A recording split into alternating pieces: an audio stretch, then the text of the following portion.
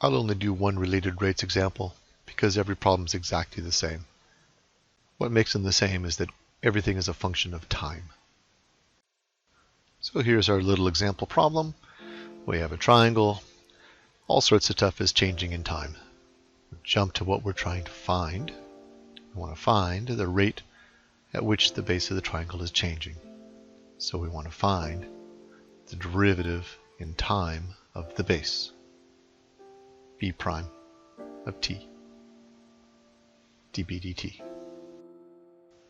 When, so at a specific time, call it t naught. So now I have a specific time I'm looking at. I can set up my calculus schematic. I know altitude and area, and I know how they're changing.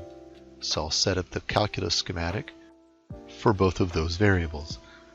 Altitude at the time t naught, I know its height, it's 10, and up at the top, I know its slope, 1. For area, at t naught, I know its height, 100, and I know its slope from up at the top, 2. For the function I'm looking for, at t naught, well, the time axis, at t naught, I don't know the height,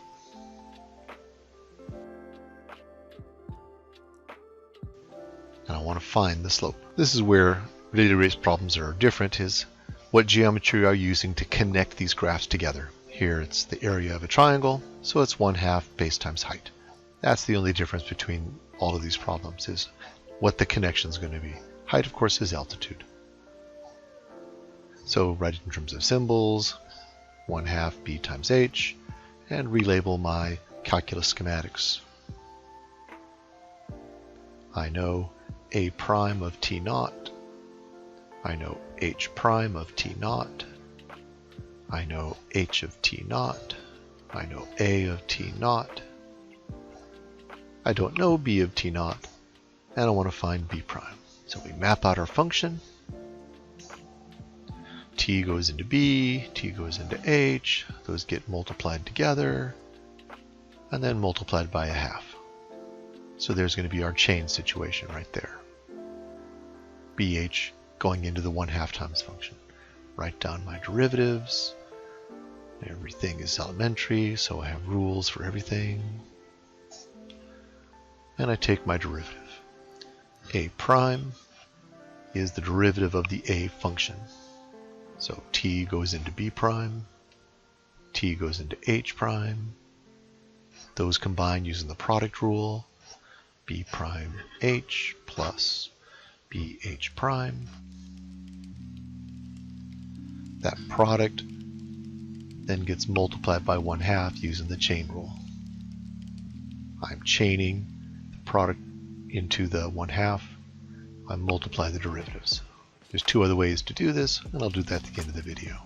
Now we evaluate at the point in question and fill in our information from all the calculus schematics. That's what we're trying to find. H we know, we don't know b, h prime we know. So to calculate b, we've got to go back to the equation that relates the variables together. Area is 1/2 base times height, and then evaluate at the point in question. I know the height of the area, I'm trying to find the height of the base, and I know the height of the height function. So I'll get b is 20. And now we just solve for b prime.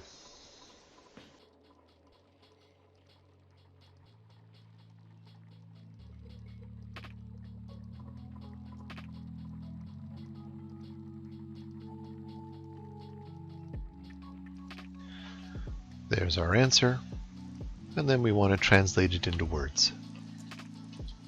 So it's a negative rate, and so the base is decreasing. The units, centimeters, and minutes.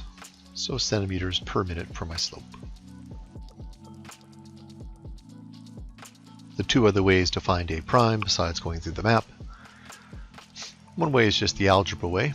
You look at the algebraic expression and you apply the rules. First thing you're doing is multiplying by a half, and so you pull out the constant.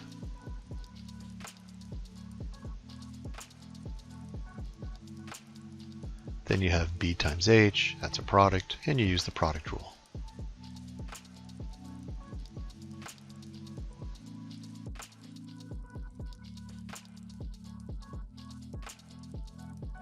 Or you could just say, well, the whole thing's one big product, and just use the product rule. Derivative of 1/2 plus the derivative of b plus the derivative of h. Derivative of a constant is 0, and we get it that way too.